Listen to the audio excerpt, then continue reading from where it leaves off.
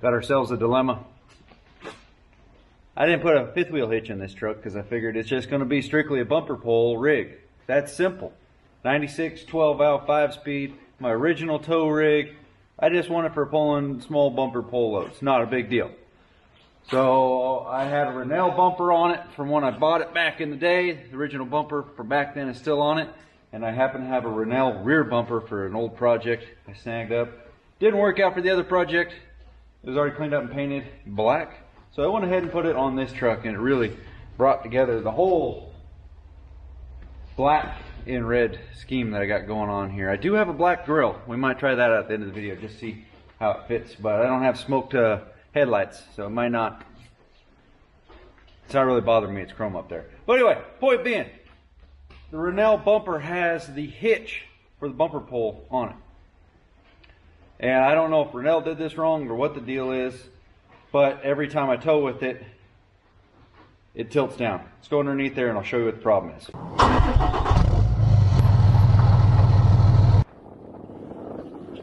I don't know how much you guys can see. So typically, your tow hitch is on its own standalone system. It'll bolt here, it'll bolt here, and it'll bolt all the way back to here. And the stock Dodge ones from 96 and earlier trucks had issues of cracking right here because of the leverage, because the hitch is actually way out here.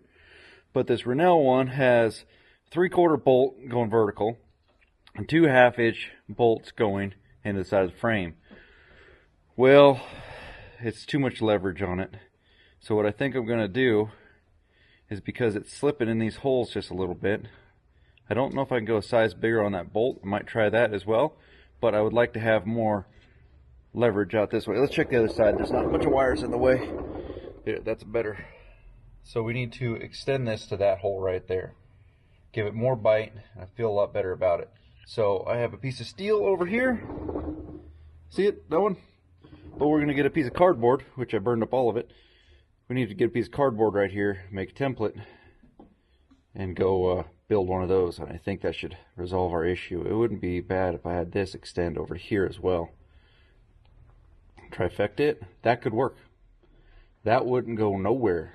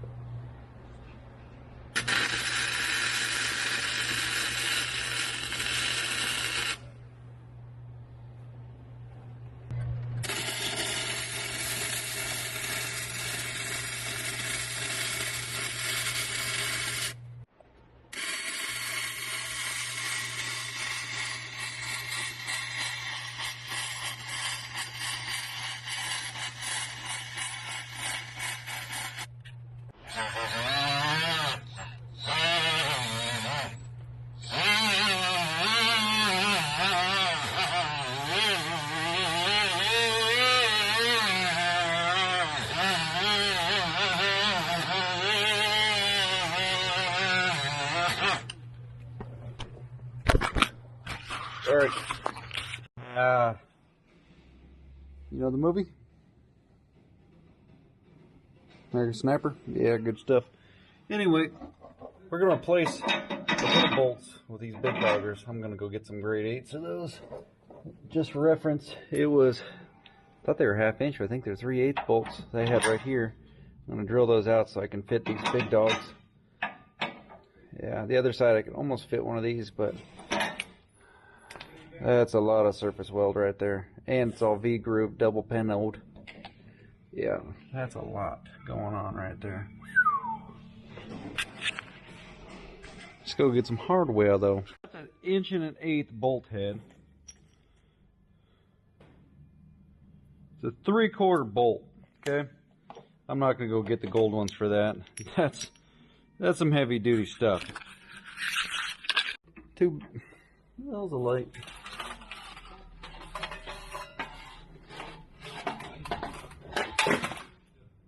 Okay. I thought that was a big bolt. That's 15/16 bolt head. Now we're going to have 2 of these big 3/4 going in right here. That's a tight fit. Completely okay with that. And we also will have the little doggers. Thought they're 1/2 inch, but I don't think they're quite that. That's about all that needs to fit.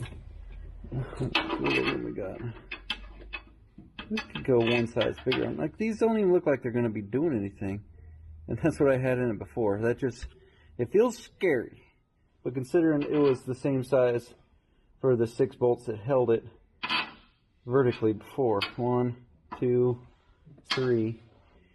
Double it on the other side. Let's see if I got a bigger one of these.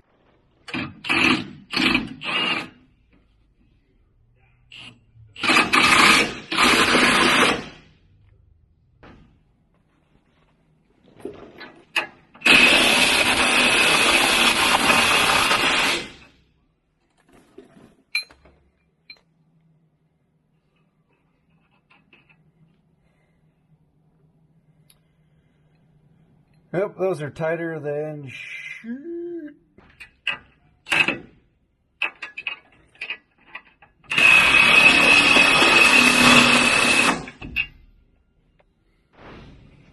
Somebody said they watched it flex. I mean, it is pre-sprung quite a bit, lifting the back of the truck up, so. Watch it unwind, I guess.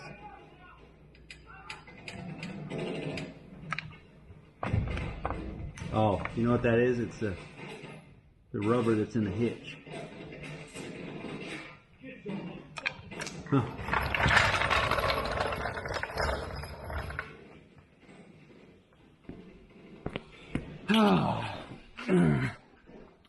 Well, that is considerably better. Holy crap. I like it a lot. Saw in one of my last videos that there is a relay midline right here pulling power from the hot line from the battery to run the taillights of the trailer. It's so you don't run so much current through the switches up on the truck. It's just running the trigger off the relay.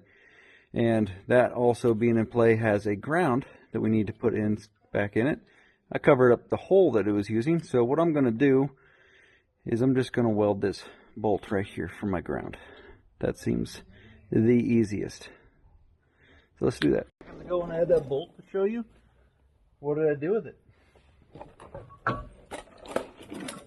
Oh, there it is, way over here on the ground.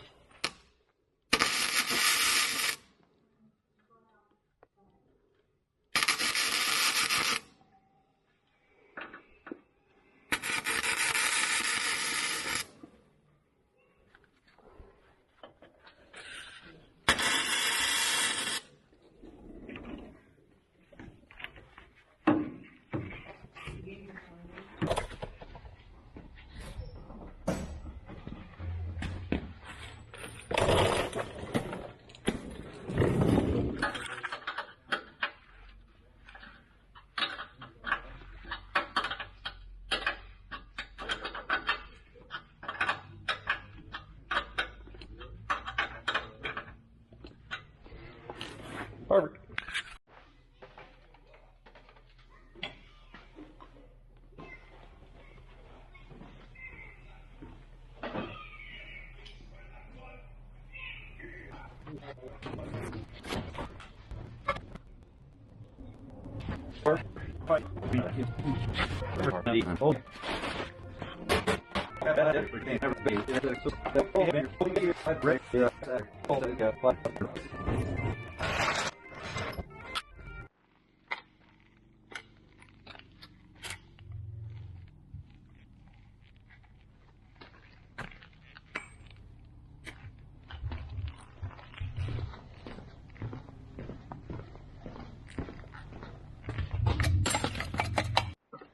All that is from plasma cutting right there.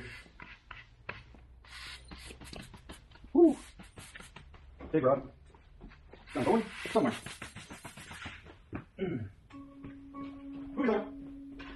Alright folks, this is going to be the heaviest load that I've towed with the 96 since I did that hitch modification to the bumper pole dealio underneath there. I've been trying to outfit this truck so that it's more set up for towing like I wanted it to be. Just got the exhaust brake put on it a couple weeks ago. I've towed little loads here and there, but this is a pretty decent load of lumber. Nothing too extreme, but we got a bunch of 1x and some half bys. We're gonna try doing some siding and stuff, but just pick this stuff up, gotta head to the house, get it unloaded maybe tonight or tomorrow, get it all stickered up and let it dry. But whew, I'm excited to try it, see how this bad boy does going down the highway. So, just so you know, we have no trailer lights. We're gonna inspect that. What did I do, forget one plug in? Let's go check. That generally helps if that's plugged in. Lights, all right, good. Let's go. Take two. Trailer lights. That's what we like to see. So I put airbags, onboard air from Macropedian rods. Put that on there. It's nice to have airbags on a 2500, obviously, just so that it could literally level it out and makes it ride way better. Especially these heavier torsion axle trailers. It's 20,000 pound rated trailer. It weighs around 5 empty. Full tilt deck over. It is a very handy trailer. I'm dang near at the point where I pull this thing everywhere. I mean, it's just glued to a truck. The only thing that really changes is the truck. If I'm hauling heavier than this, I'll go get the Ford, but